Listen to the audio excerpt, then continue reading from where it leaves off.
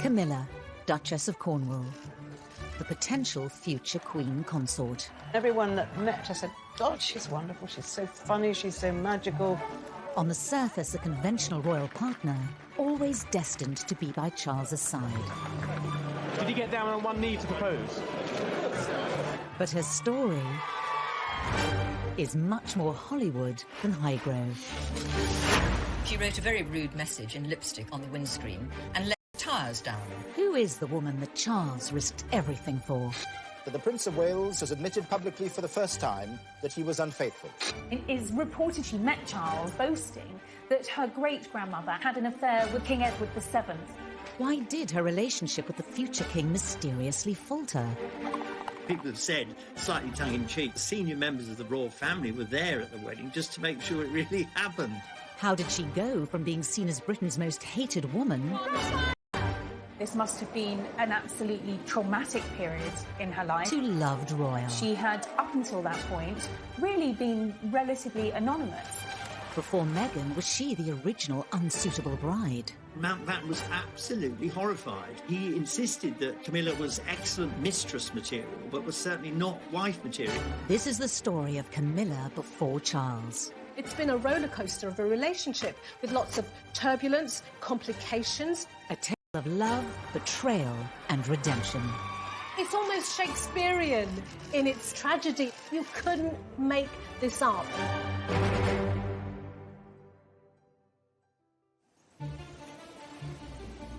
May 1989. The Aegean Sea just off the Turkish coast. A prince and his former girlfriend are sunbathing on a boat. They think they're not being watched, but the paparazzi were there, and the implications will send shockwaves through the House of Windsor. There were photographs of Charles and Camilla in a launch in a speedboat together. Charles was shirtless, topless in his swimming trunks, and it was quite striking. And those really were the first time that the wider public and the media began to wonder whether there was something going on. Many were now asking if Charles and Camilla had rekindled their relationship. It was a rather reckless thing to do. Well, Charles was still a married man. And it was a reckless thing to do because it pushed Camilla right there in the spotlight. In public, Charles doesn't comment on the rumours. But a 1989 transcript of a phone conversation between the two reveals intimate details of their mutual affair.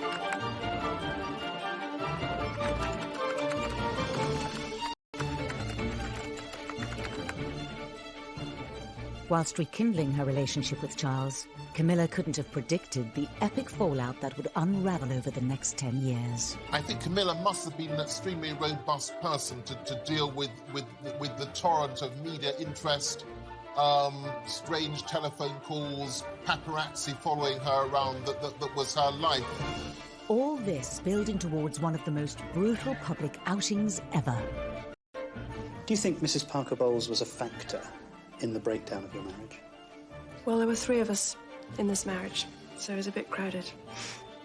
Diana set out to destroy the Prince of Wales, I think, so anybody involved with him was going to feel her wrath, and the obvious person to blame was Camilla. How did this seemingly unassuming woman find herself on the wrong side of the biggest scandal of the decade? Derided, isolated, and at rock bottom.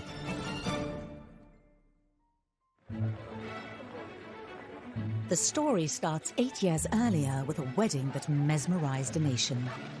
I mean, here we had the Prince of Wales, a rather dashing and glamorous figure himself, then known as Action Man in the popular press, and this extremely striking and beautiful young woman. And the whole country got swept up in it.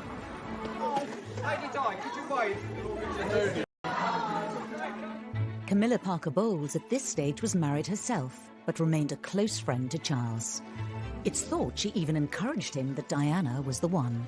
In that period, Charles's life was difficult and he knew he was under pressure to find a wife, and Camilla thought she'd be perfect for Prince Charles. But before the wedding had even taken place, there were signs the prince and his future bride may not have been the perfect match it initially seemed. If you look back at that engagement interview, you can see that they're really not at ease in each other's company at all. They're not a tactile, loving couple. I mean, Charles just simply can't bring any emotion to the interview. Can you find the words to sum up how you feel today, both of you? Difficult to find that sort of word, isn't it, really? Just delighted and happy. And I'm amazed that she's been brave enough to take me on.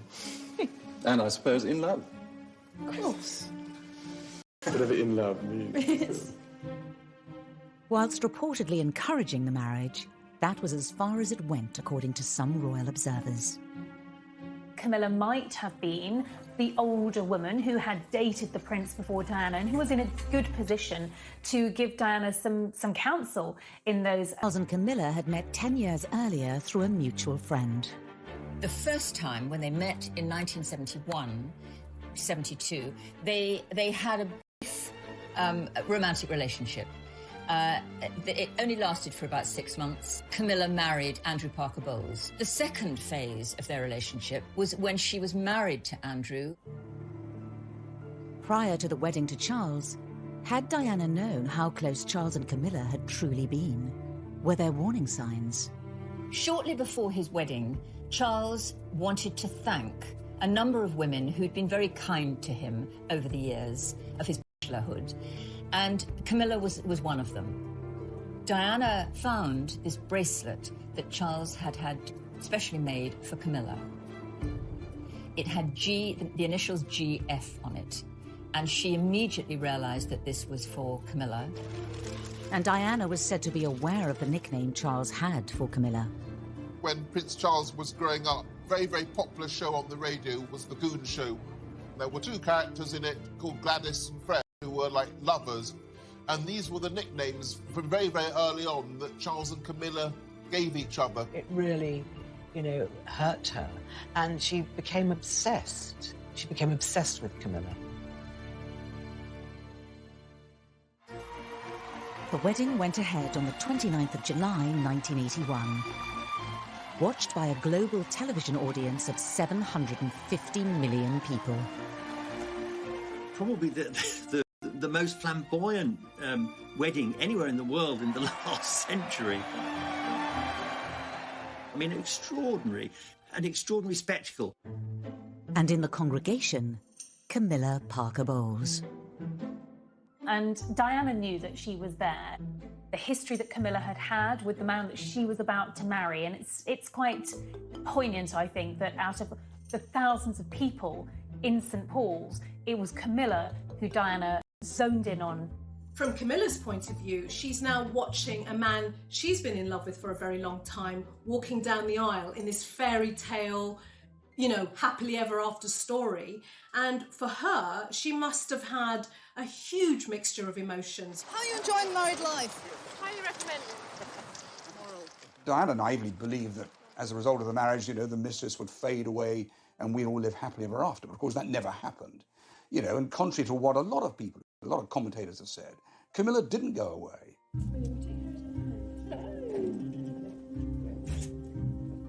As time wore on, cracks began to appear in the Wales's marriage. After the birth of Harry, the problem was Camilla. In Diana's mind, Charles had never really given her up. She was a constant presence. By the end of the 1980s, the Wales's relationship was in serious trouble. And I think Charles was so unhappy that he started, pouring his heart out more and more and more to Camilla, and then they rekindled their romance. At this stage, it would have been well known to Charles's innermost circle of friends, certainly the social circles that he mixed in, that Camilla was back on the scene, and Diana had her suspicions. 1989, Ormley Lodge, Richmond. Diana and Charles attend Camilla's sister's birthday party, and suspicion is about to turn to confrontation. There was this extraordinary atmosphere that once we'd arrived, Diana arrived, and of course there were the friends of Camilla and indeed her sister. Ken Wharf was Diana's bodyguard and was there on the night. About an hour and a half later that Diana's voice was heard along the corridor near the kitchen where I was. She sat. shouting my name. And she said, I just can't find my husband, or Camilla.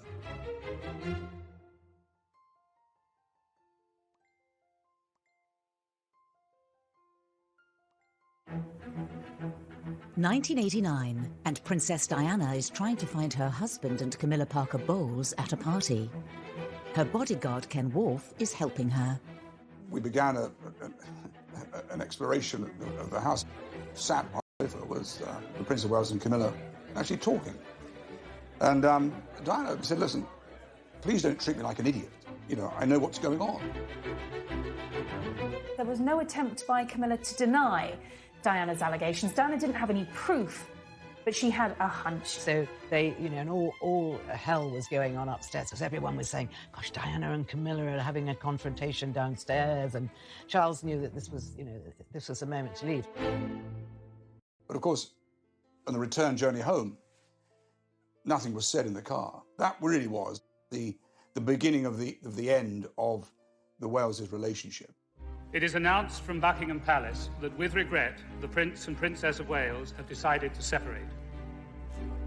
After the separation, Charles and Camilla's relationship remained in the shadows, until Princess Diana goes on the offensive.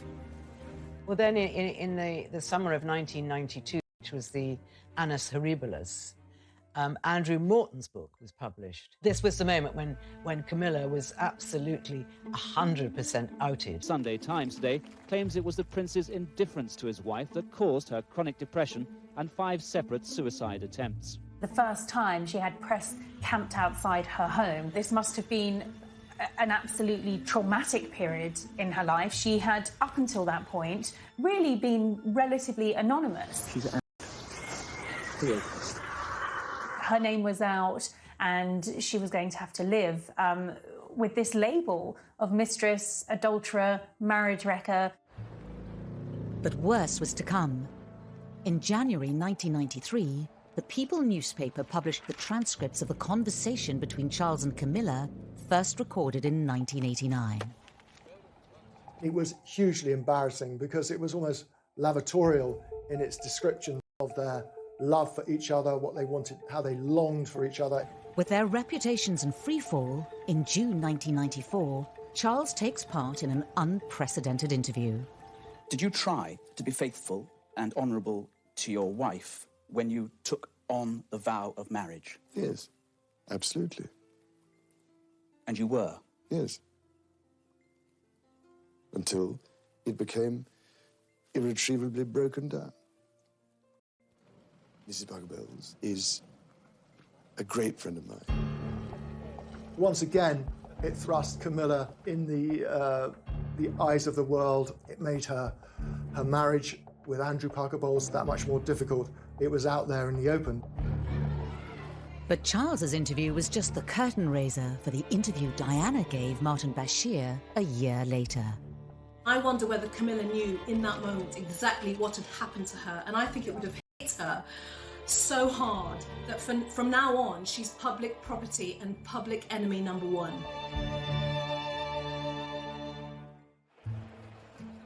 Today, the Duchess of Cornwall cuts a very conventional royal figure. It's hard to imagine how she ended up embroiled in a scandalous affair. But there are clues in her early years that reveal a very different character to the one we see now. Broderick Munro Wilson grew up with Camilla. She was slightly rebellious. I mean, she shared a room with my second wife, and of course smoking was a forbidden thing. But anyway, she was definitely smoking as a teenager. Camilla's friends all loved her. She was she was always the one at the centre of everything. She was terrific fun. Boys adored her because she was funny and characterful. I mean, she wasn't a beauty, but I mean, I think she was approachable, and she was very, very popular. Thank you very much for giving us this Silver Heart, but I still think... 1960s swinging London is in full flow, and 18-year-old Camilla Shand is said to dive headfirst into the party scene. She did have some jobs, like she worked at Colfax and Fowler, the decorators. She didn't last a week. One morning she overslept after a very long party, and I think she was probably rather hungover, and she arrived late and said, "Oh, I'm terribly sorry." And the boss head Colfax and Fowler, who was a demon anyway, just absolutely tore her apart and sent her packing. And that was the end of her working career. But she was never cut out to be a career woman. But I think she had a lot of fun in swinging London. She was famously a party girl in the mid-60s. And, you know, she might go to 3 parties a night, 5 days a week. I mean, she was extraordinary. She absolutely loved partying. And this fun-loving, vivacious Camilla catches the eye of many of her peers. She was not without her admirers, let me tell you, because you know, she looked very nice. She was always beautifully turned out, and she had a personality. You know, she had things to say for herself. She was talkative. I mean, if you sat next to her at a dinner party, you were delighted because you knew you'd have a good conversation. But this young, carefree period of her life doesn't go unnoticed years later. Camilla had had a past, and, you know, at times quite a raucous past. She was known, particularly in palace circles, for being a party girl.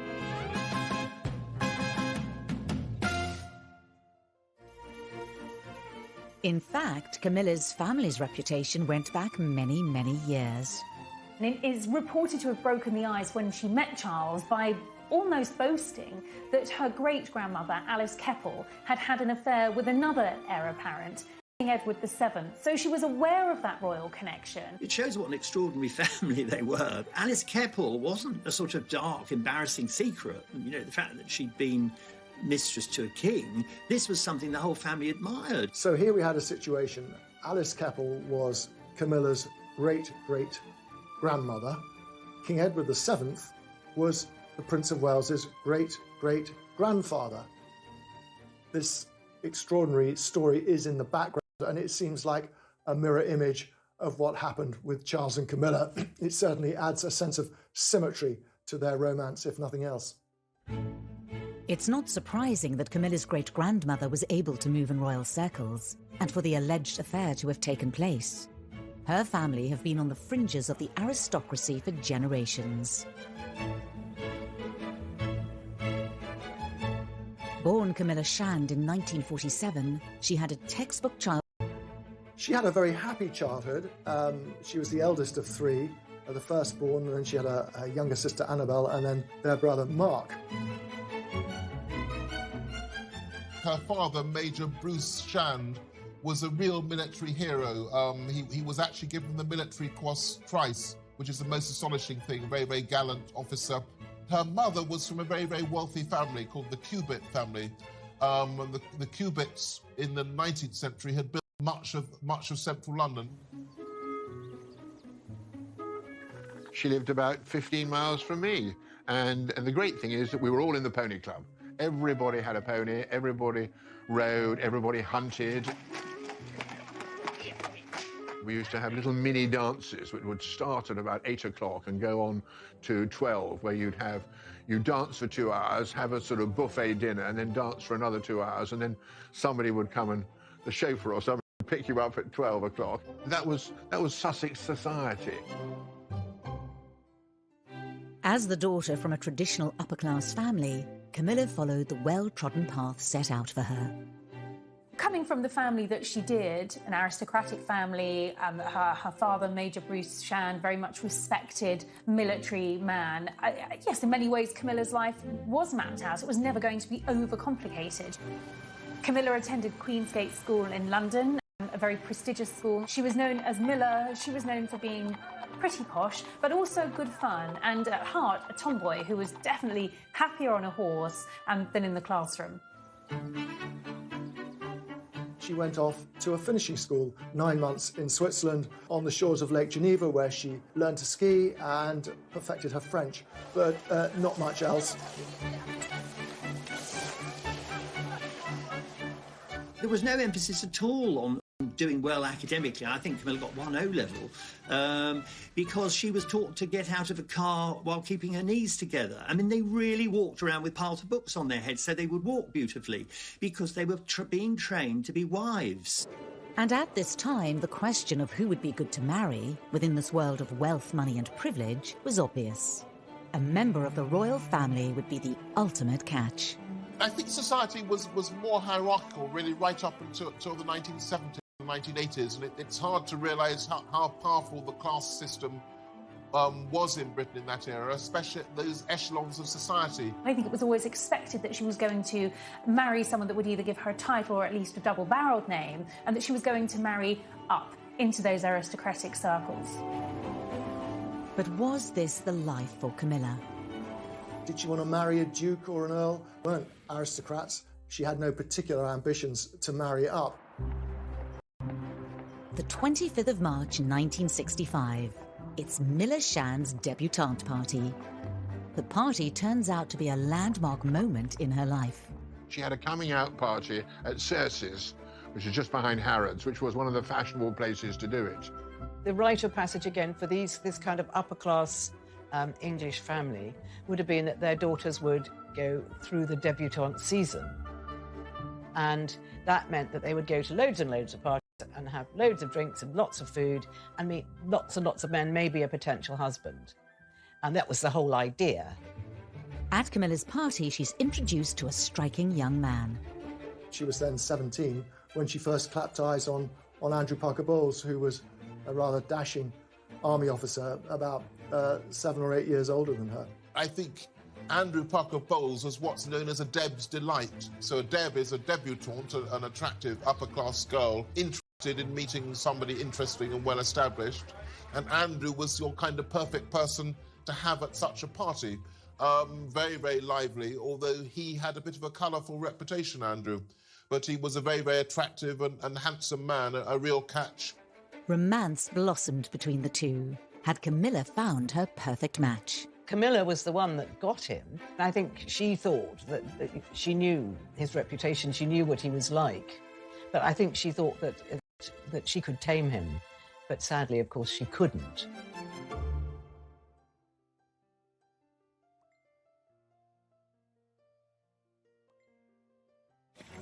By 1970, there are rumours Andrew Parker Bowles had begun to date Princess Anne, as his relationship with Camilla Shand faltered. Andrew didn't necessarily finish with one girlfriend and then move on to the next.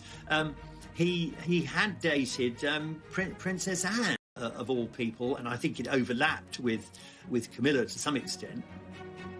A year later, Camilla was introduced to Prince Charles by a mutual friend, Lucia Santa Cruz. Lucia knew exactly what the situation was with Andrew Parker Bowles and Camilla, and she didn't think her friend was being treated properly. So she decided that it would be a good idea to introduce Camilla to Charles. Andrew Parker Bowles was often away on army tours.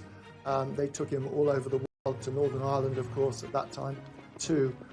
And in 1972, Charles was on terra firma. He had by then been spending time in the Navy, but he was doing a long posting in the UK. With Andrew away, it sort of cleared the way for the two of them to spend a lot of time together. Charles actually himself told me, Camilla, and he really wanted to impress her. So he ordered the most expensive bottle of wine on the menu. And Charles just sort of moved his hand and knocked the whole bottle over. And he said he was so humiliated trying to impress this girl and then knocking over this expensive bottle of wine. I think what attracted Charles to Camilla was the fact that she was not overawed by him at all.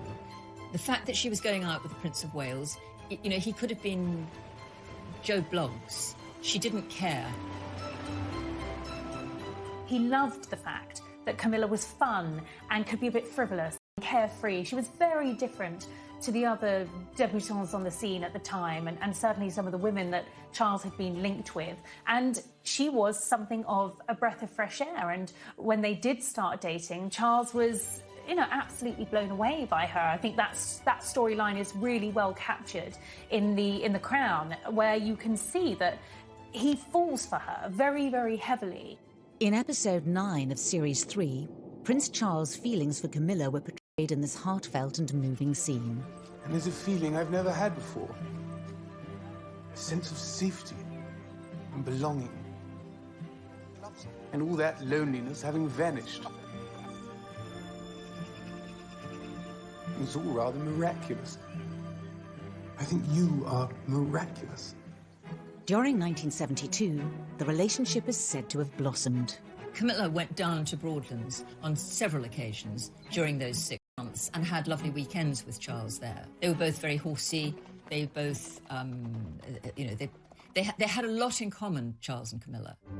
But some commentators say their relationship came under scrutiny by senior members of the royal family, including his mentor and one of the closest people to him, his great-uncle, Lord Mountbatten. Charles had discussed the possibility of turning this intense relationship with Camilla into marriage, and Mountbatten was absolutely horrified. He insisted that Camilla was excellent mistress material, but was certainly not wife material, that it was impossible. Why would Camilla Shand, an educated woman from a privileged family who moved in the right circles, be deemed unsuitable for the future king? Mountbatten, his view was that whoever he married, if they weren't royalty themselves, then they should be of very noble birth, and however well-born Camilla was, she wasn't a member of the aristocracy. But the bigger problem was that everyone, from Mountbatten up to the Queen, was terrified that she had a past. She had too many pasts. It looks odd 40 years on. It seems rather anachronistic now, but it was thought that he had to marry a young woman who as it were, was completely pure, almost virginal. If modern standards had applied at the time, it would have been a very different story for Charles and Camilla. Well, I think the world has moved on, and I don't think anybody cares now whether someone happens to be the daughter of an earl or just a normal person, as long as they've got the makeup to be able to deal with the job. I don't think the fact that they're commoners makes a jot of difference. When Meghan married Harry, she was a divorcee. When the Queen came to the throne, divorcees were not accepted at court. It was unthinkable. The Queen's own sister couldn't marry a divorcee. Her uncle had had to give up the throne because he wanted to marry a divorcee.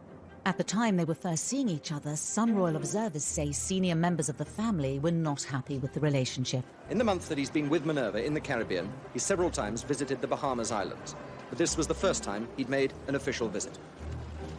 It was really the palace who made sure that this sort of fledgling 6-month blossoming romance never really got off the ground. Charles was very deliberately sent off to the West Indies with the Royal Navy, where he was posted for 8 months.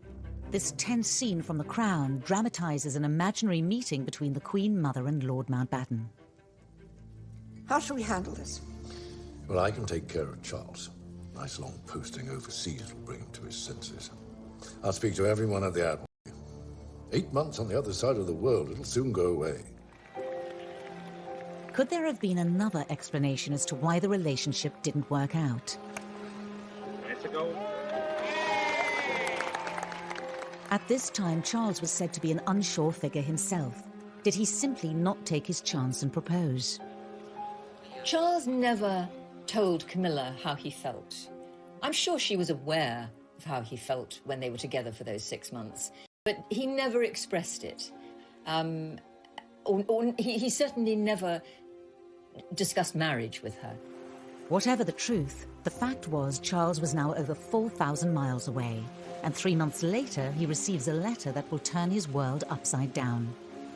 He was on a long tour of the Caribbean islands when he received a letter from Camilla that she was and had accepted Andrew Parker Bowles's proposal of marriage, and that they were going to marry that summer. He was absolutely devastated. Missed the boat with Camilla, and he wrote to say how regretful and how sorry he was at the demise of what he called a peaceful and happy relationship, which I think indicates quite clearly that he did have something special with Camilla. He had something with her that he didn't have with anyone else. With the romance seemingly over, Camilla fell back into the arms of Andrew Parker Bowles, and the start of a journey into years of a complicated and unfaithful marriage. Their marriage was very, very happy in the beginning. It's just that Andrew couldn't keep his trousers on. She wrote a very rude message in lipstick on the windscreen and let the tires down. Steaming heat, Prince Charles's frigate, HMS Minerva, edged her way into Nassau Harbour. 1973. Prince Charles is in the West Indies with the Royal Navy, and his relationship with Camilla is seemingly over. I don't think Camilla quite realised the depth of Prince Charles's feelings for her. I think she thought, he's too young for me, he can't marry me, I need to get on with my life. And anyhow, I'm in love with Andrew Parker Bowles, and that's the man I want, and that was the man she got. And the difference between the two couldn't be more striking. You've known Prince Charles for a very long time, haven't you? What sort of person is he? Well, you know as well as I do. Everyone knows he's a marvellous leader and a marvellous man. I've heard the quote that Camilla said that however much she admired and felt love for Charles, is it possible to love two men? I think the answer for her would have been yes, Camilla, it is, because Charles and Andrew were so different. Andrew found it difficult, certainly at that stage, to live without her. She was similar to him, similar interests, very intense passion. I always feel rather rotten saying this, that Charles wasn't very sexy. Andrew was a very, very promising guards officer. Some people thought he was a bit of a name dropper, a bit of a snob, but he always struck me as absolutely charming.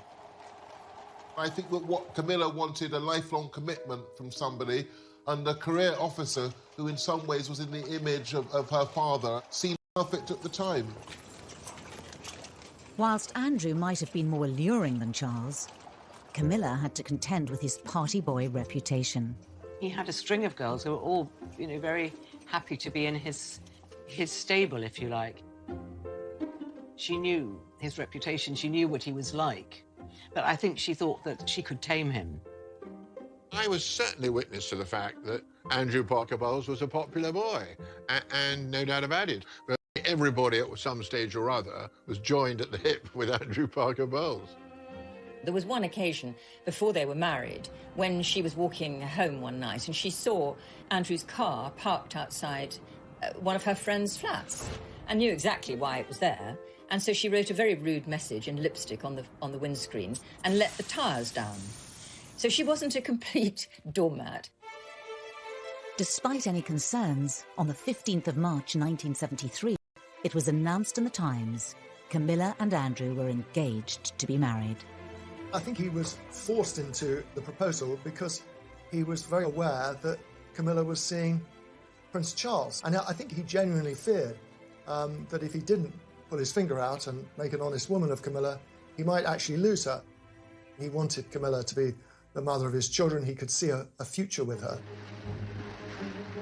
News reaches Charles over 4,000 miles away that Camilla is engaged. According to insiders, he took drastic action and fired off several letters.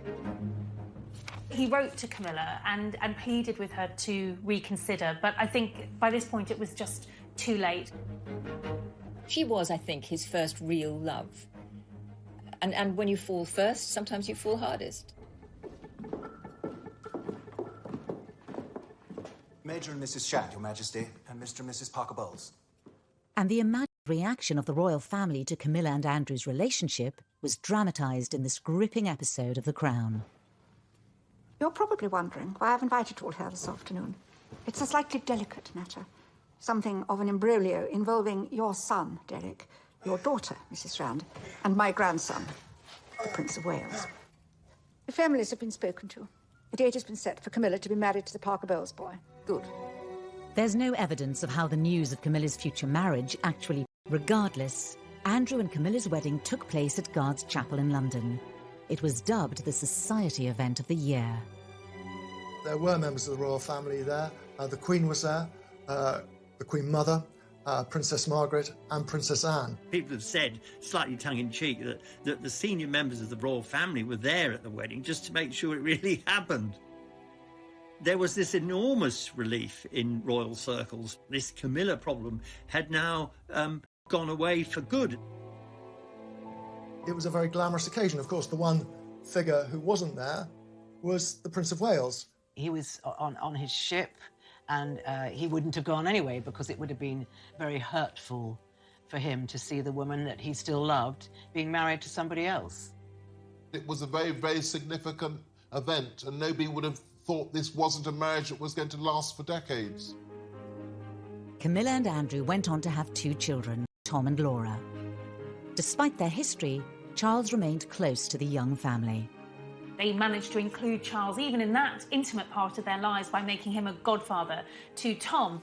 Their lives were intertwined, particularly through polo and other social occasions. Charles was often to be found sitting cross-legged on the sitting room floor with his godson watching television or chasing the children around on his hands and knees. I mean, he was an essential part of their family.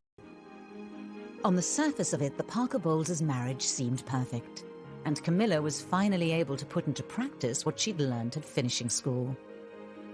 When you meet Camilla, she seems a very, very warm and maternal person. She enjoyed decorating the houses and making them homely, filling them with books, lovely fabrics, not always the most tidy house.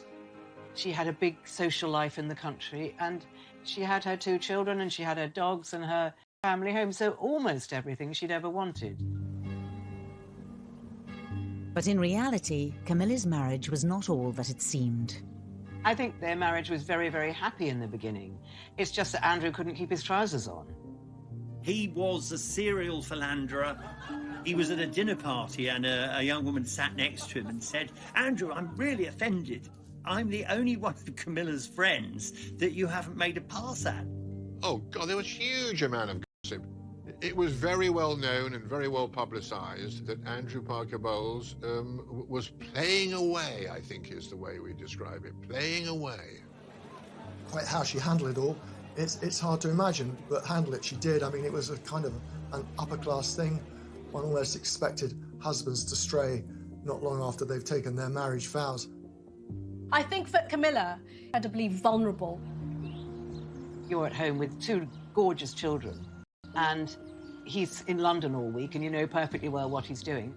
Prince Charles started coming round to Camilla's house, and they rekindled their relationship, and it seemed a natural thing to do. By the late 1970s, Camilla was said to be seeing Charles again. Andrew is a very good example of the typical upper-class Englishman. I don't think he liked the fact that Camilla was drawn back to Charles, but he was a great friend of Charles. It was one of those things that happened in life, and as long as it didn't get in the newspapers, he really wasn't bothered. But in July 1980, everything changed when Prince Charles started dating Lady Diana Spencer. Are you bearing up with it quite well, though? Because it must be quite a strain with all of us after you. Well, it is, naturally. They started courting almost immediately. It was a rather prim and very old-fashioned courtship. They had very few actual moments together. They scarcely knew one another. However, around 6 months later, it was announced they were engaged. 11 a.m., Buckingham Palace. The beginning of a day to remember. The long-awaited, much written about engagement had happened. Well, it's getting on a bit, isn't it? About time we got married. And this was the first chance to see the ring of sapphires and diamonds. I believe the relationship between Charles and Camilla continued right up to 1981. I've spoken to people who confirmed that, I don't know how to put this delicately, but Camilla and Charles had a sort of, well, they had a last night together in the week before the royal wedding in 1981. It was a sort of, you know, a farewell tryst. It's reported Prince Charles has denied these claims. And forsaking all other, keep thee only unto her, so long as you both shall live. I will. Camilla stepped back, and their romance, the physical side of their attachment ended, and he was faithful, at least to start with, to Lady Diana. By the mid-80s, Charles and Diana's relationship was on the rocks. Friends of Charles were convinced that he was actually close to cracking up. He couldn't make his wife happy. They fought terribly. On the surface, all seemed well, of course, in public. They were a great double act. It wasn't long before Charles and Camilla's love affair was said to be reignited. It's always been given out that Charles and Camilla renewed their physical relationship around well before 1986. Come 1993, it all starts to unravel. The Prince of Wales has admitted publicly for the first time that he was unfaithful. Camilla Parker Bowles and her husband Andrew have decided to end their marriage of 21 years. Camilla becomes the story as the Wales's marriage crumbles. Camilla's poll ratings were abysmal. She was labelled a marriage breaker, a temptress and worse. For somebody who was private, who'd been a homemaker, a mother, she had to show great strength of character to get through that enormous intensity of media scrutiny. Camilla became the most hated woman in Britain, if not the world. She had photographers camped outside the family home. Camilla was suddenly famous, and she was famous for all the wrong reasons. She kept stum, you know, and was very, very dignified about it all. Diana was always finding a friendly journalist to tell her story. She never did that, and I think that's great credit to her. After Charles and Diana's divorce in 1996, Camilla's official introduction into Charles's life began. Charles had been very keen to try and ease Camilla into the public arena. He was tired of sneaking around, and so he employed a PR wizard called Mark Boland to help with this process and to try and rehabilitate the prince himself, because his reputation was in tatters. But a year later, everything ground to a halt. In the early hours of the 31st of August 1997, the unimaginable happens. The Press Association announced with a news flash at 4:41, that's just a few minutes ago, that Diana, Princess of Wales, has died.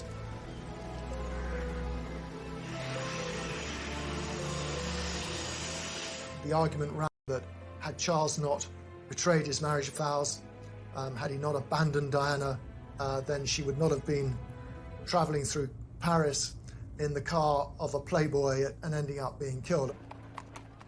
To be seen in public with Camilla would be a PR disaster for Charles. But now he needed her support more than ever before. Charles's first instinct was to pick up the phone to Camilla. And a desperate, desperate moment for him. There was Camilla at the end of the phone. It was a nightmare. It was a nightmare for her and a nightmare for him. But she has always been very reassuring. Publicly, it was a huge step back for Camilla. Her enduring battle with like no other.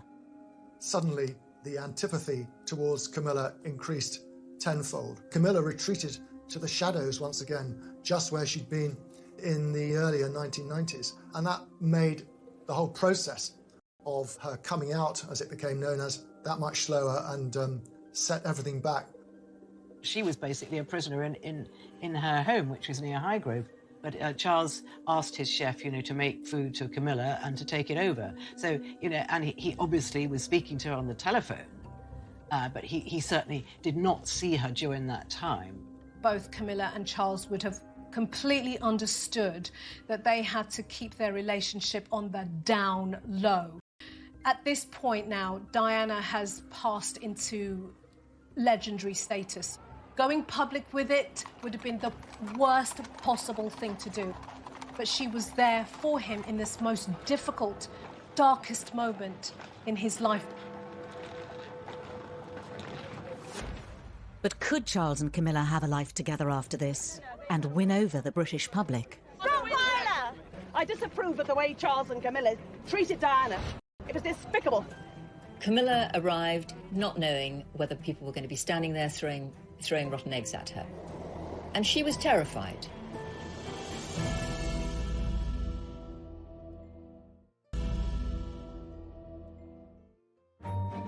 After Diana's death, reintroducing Charles and Camilla to public life would be an arduous process.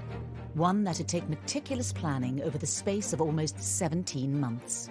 Camilla was a non-negotiable part of his life. Charles was not going to give up, abandon this woman who had stood by him, who had given up so much, who had been traduced in the media. He was determined that she was going to be with him through thick and thin. Camilla's relationship with the British public needed some serious nurturing. Decisive action was taken by the palace, and a plan was masterminded by Mark Boland, who was now Charles's deputy private secretary. And the way he decided the problem should be handled was to persuade the public that she wasn't some bogey woman, but that she was a very important part of the prince's life, that she made him a better prince. Discretion still rules in the run-up to Charles's 50th birthday. Very gradually, she was bought out, and it was a supreme strategy. And people started to see her in a slightly different life. And everyone that met her said, God, she's wonderful, she's so funny, she's so magical. Word sort of started and spread. In January 1999, the planning came to fruition outside the Ritz Hotel in London. Around 200 members of the... Just extraordinary. It was like the whole sky lit up with flashbulbs. That moment sort of sealed the deal. By and large, the reaction was positive. And from then on, the process was able to be speeded up. And that was really the moment when Camilla began to be accepted by a section of the British public. But would Camilla ever be accepted by the inner circles of the House of Windsor? And then the next major step was meeting the Queen. It was a party that Prince Charles was hosting at Highgrove, his country house. For Charles and Camilla, it is a milestone. The heir to the throne's long-term companion, now accepted in royal circles. Interestingly, there wasn't a lot of briefing about it, except to say that the two women had spoken, they'd shaken hands, Camilla had curtsied, and they had chatted briefly. With their reputations on the rise, in February 2005, it was announced to the world Charles and Camilla were engaged. How are you feeling, ma'am? All right. Just all right? I'm just coming down to earth. Did you get down on one knee to propose? The proposal happened at Burkle on the Balmoral estate. I think that was quite significant because Charles is a bit of an old-fashioned romantic. Burkle is where Charles fished on the Dee with his grandmother as a boy, and he was very happy there. I'm sure there was some die-hard lovers of the late Princess Diana who thought, no, this is not right. But I think the British public, by and large, welcomed this announcement. On the 9th of April, thousands of people lined the streets of Windsor to catch a glimpse of the bride and groom. But had they really managed to win over the British public? I disapprove of this marriage today. I disapprove of the way Charles and Camilla treated Diana. It was despicable. Camilla arrived not knowing whether people were going to be standing there throwing rotten eggs at her. And she was terrified. I was there that day, thousands of people there who were just cheering for them, who were so happy for them. It was a really great day. The civil ceremony was followed by a blessing at St. George's Chapel, which was broadcast to a TV audience of millions. After almost 35 years, Camilla had finally married her prince. To Charles and Camilla, our future king and queen, may God bless you both. I remember covering that royal wedding in 2005 and thinking, this is historic, this is momentous, this is Charles, a divorced future king, marrying a divorcee, something that I don't think anyone really ever expected to happen. I think people thought, well, these people have... The Queen hosted a reception for the newlyweds at Windsor Castle and gave a speech that cemented Camilla's place in the royal family. When the Queen gave that speech at their wedding party, where she said, "My son is home and dry with the woman he loves," that really was the welcoming of Camilla into the royal family. And if the Queen was able to forgive and forget, then the rest of the British public could do that too. We could give Camilla a chance. Camilla was portrayed as one of the most hated women in Britain, but she was now the Duchess of Cornwall and wife of the future king. Camilla's life changed forever when she fell for a young Prince Charles. She's endured decades of secret scandals and struggles. Her reputation was left in tatters. It's been a roller coaster of a relationship with lots of turbulence, complications. There's been divorces and there's been a tragic death. It's almost Shakespearean in its tragedy at points. You couldn't make this up. The road to redemption has been a long one, but today their popularity and love is stronger than ever. We've seen her take her role as a consort to the future king very, very seriously. Her rehabilitation is complete, and I think she has proved that she is a real asset to the royal family and for the nation.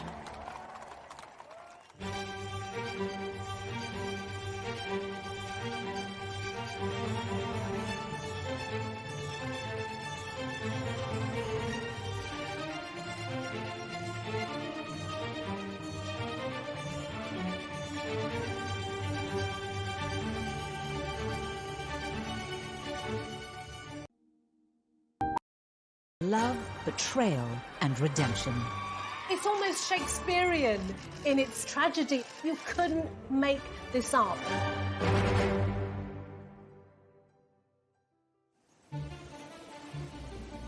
May 1989. The Aegean Sea just off the Turkish coast. A prince and his former girlfriend are sunbathing on a boat. They think they're not being watched, but the paparazzi were there, and the implications will send shockwaves through the House of Windsor. There were photographs of Charles and Camilla in a launch in a speedboat together. Charles was shirtless, topless in his swimming trunks, and it was quite striking. And those really were the first time that the wider public and the media began to wonder whether there was something going on. Many were now asking if Charles and Camilla had rekindled their relationship.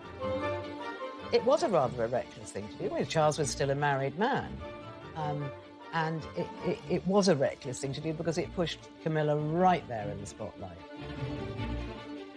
In public, Charles doesn't comment on the rumours. But a 1989 transcript of a phone conversation between the two reveals intimate details of their mutual affair.